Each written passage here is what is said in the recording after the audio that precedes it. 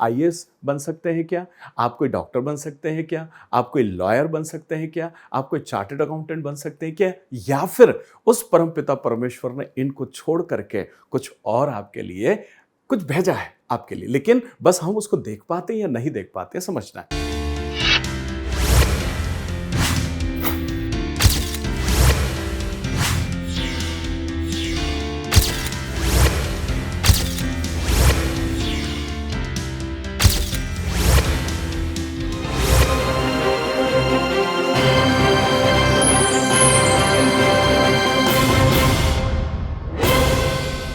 मेरे परम आदरणीय दोस्तों, आप सभी को मैं दिल से प्रणाम करता हूं। हर बार, हर वक्त और हर समय आपका प्यार, आपका लाड़, आपका दुलार, आप ये सब वक्त वक्त पर देते हैं, ये आपका बड़प्पन है। और यही आपकी बातें मुझे अपना सर्वश्रेष्ठ देने के लिए मजबूर करती है और हर बार मैं कोशिश करता हूं कि आपके लिए कुछ अच्छी चीज़ें अलग अलग तरीके से लेकर के और आपके सामने आऊं।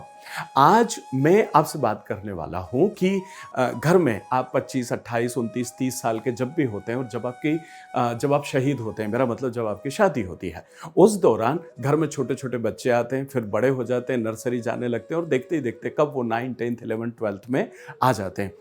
माता पिता की परेशानियां यहाँ सबसे बड़ी ये होती है कि उस बच्चे को मैं क्या सब्जेक्ट दिलाऊं, दूसरी बात किस क्षेत्र में उसका करियर बनना चाहिए, और या फिर वो किस क्षेत्र में बनने लायक परमपिता परमेश्वर ने उसके ग्रह या उसके नंबर्स को दे करके भेजा है। अगर सही वक्त पर यह चीज पता लग जाए ना, तो निश्चित रूप से बच्चों के जो करियर की टेंशन है वो आपकी खत्म हो जाएगी, क्योंकि आपको ये पता रहेगा कि इसको इस फील्ड में भेजा जा सकता है या इसके ग्रह या इसके जो नंबर है वो इसको इधर फेवर करते हैं। Vishwas Vaishnav, numerologist, vastu expert and true life coach. आज मैं इन तमाम सारी चीज़ों पर आपसे बात करूंगा कि आप आईएएस बन सकते हैं क्या? आप कोई डॉक्टर बन सकते हैं क्या? आप कोई लॉयर बन सकते हैं क्या? आप कोई चार्टर्ड अकाउंटेंट बन सकते हैं क्या? या फिर उस परमपिता परमेश्वर ने इनको छोड़ करके कुछ और आपके लिए कुछ भेजा है आपके लिए, लेकिन बस हम उसको देख पाते हैं या नहीं देख पाते, समझना है। अब देखिए, मूलांक और भाग्यांक आपको बहुत अच्छे से निकालते आता है। जो भी आपका डेट ऑफ बर्थ है वो सिंगल डिजिट है तो वो आपका मूलांक है, और अगर वो डबल डिजिट में है तो उसको ऐड करके आप सिंगल पर ले आते हो, वो आपका मूलांक होता है। उदाहरण के लिए किसी का डेट ऑफ बर्थ 12th है, ये 12 तारीख है, तो 2 + 1 3 हो गया, तो उसका मूलांक 3 होगा। ये तो मूलांक हो गया। भाग्यांक में क्या है? आपका डेट बर्थ हो गया, उसके साथ मंथ हो गया और ईयर हो गया। जब आप इन सबको एक साथ ऐड कर देते हो और उसको सिंगल डिजिट पर लाते हो, वो आपका जो है वो भाग्यांक हो जाता है। तो मूलांक और भाग्यांक ये निकाले आपने, आपके निकाले, चाहे आप अपने बच्चों के निकाले, और आपने अपने सामने लिख लिया। ओके, अब आप समझिए कि वो कौन से दो नंबर हैं या वो कौन से नंबर है जो इन दोनों चीजों को क्लासिफाई करते हैं। Try to understand. देखिए, इस तरह की सलाह और इस तरह की चीजें सही वक्त पर मिलना बहुत जरूरी होता है, नहीं तो आप जीवन में कुछ हासिल करने के मुकाम में सब प्रयास कर चुके होते हैं और उसके बाद फिर आप किसी रिस्पेक्टेड न्यूमरोलॉजिस्ट के पास में या वास्तु वाले के पास में या उस विधा के किसी और विशेषज्ञ के पास जाते हैं, जब तक हम गलती कर चुके होते हैं।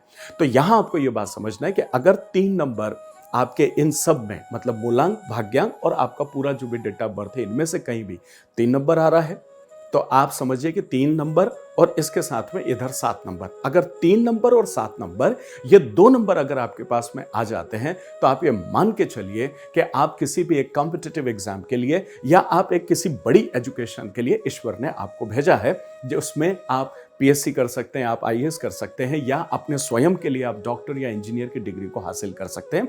या 2 कारण है। ऐसा क्यों है? देखिए, इसके पीछे जो साइंस है उसको समझने का प्रयास कीजिए। 3 नंबर जो है ये देवगुरु बृहस्पति का है, जुपिटर जिसे हम कहते हैं, और 7 नंबर जो है वो केतु का है। ये विजडम का नंबर है और ये ज्ञान का नंबर है। अब यहां बहुत थोड़ा सा समझने की आवश्यकता है। देखिए, ज्ञान जो है ना, वो 5 इंद्रियों के माध्यम से हासिल किया जाता है, वो ज्ञान कहलाता है। जैसा आपने कहा किताबों ज्ञान से भरी हुई है, मुझे माफ करें, आप गलत सोच रहे हो। किताब ज्ञान से नहीं भरी हुई है, किताब में तो लिखा हुआ है। जब उससे आप अपनी आंखों से पढ़ लेते हो और अंदर आ जाती है वो चीज, तब वो ज्ञान में तब्दील होती है। और जो आपने किताबों से हासिल किया है, उसका सर्वश्रेष्ठ उपयोग करना विजडम कहलाता है। मतलब ये आपकी बुद्धिमता है, ये आपका पांडित्य है, ये आपकी कुशाग्रता है, वो बुद्धि है एक्चुअल में।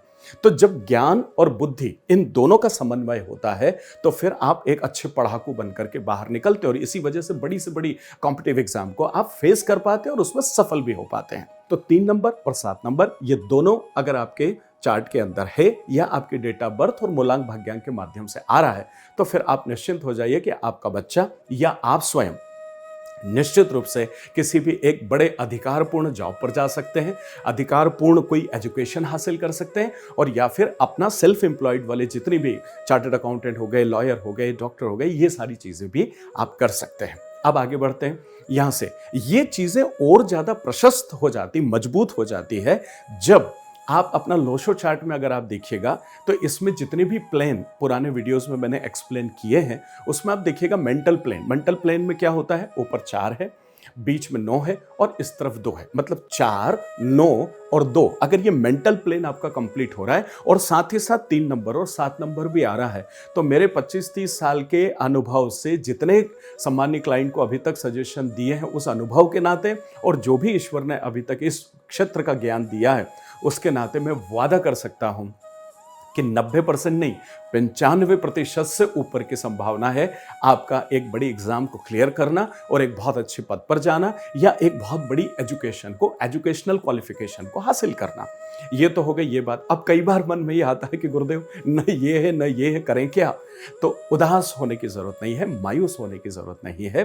3 नंबर 7 नंबर आपके पास नहीं है और ऊपर के प्लेन में भी कुछ भी आपको नजर नहीं आ रहा है और अगर आपके लोशो चार्ट में अगर 5 नंबर और 6 नंबर आपके पास नजर आ रहा है तब भी आप इस तरह के एजुकेशन को नहीं ले पाएंगे, लेकिन हाँ आप वो एजुकेशन ले पाएंगे जिससे आप मीडिया लाइन में जा सकते हैं, जिससे आप ग्लैमर भरे लाइन में जा सकते हैं, जिससे आप होटल इंडस्ट्री में जा सकते हैं, जिससे आप और भी दूसरे जो ग्लैमर से जुड़े हुए जितने पर्दे के पीछे के जितने काम है, रचनात्मक काम है, पर्दे के सामने वाले काम, ये सारी चीजें आप कर पाते हो। अब आपको लग रहा है कि इसमें एजुकेशन कहाँ है, आप गलत सोच रहे हैं। अब देखिए अगर मीडिया में आपको जाना है तो आपको एजुकेशन लेना, आपको स्क्रिप्ट राइटिंग करनी तो उसके लिए भी आपको स्क्रिप्ट लिखने के लिए भी आपको योग्यता की आवश्यकता होगी। अगर आप किसी होटल इंडस्ट्री में जाना चाहते हैं तो उसके लिए भी ढेर सारे अलग अलग तरह के कोर्सेस हैं जो आप करके और आगे बढ़ सकते हैं। तो कुल मिलाकर के I just want to give you an analysis actually कि ये नंबर है, इससे आप किसी बड़ी एजुकेशन के लिए जाना आपके लिए तय होगा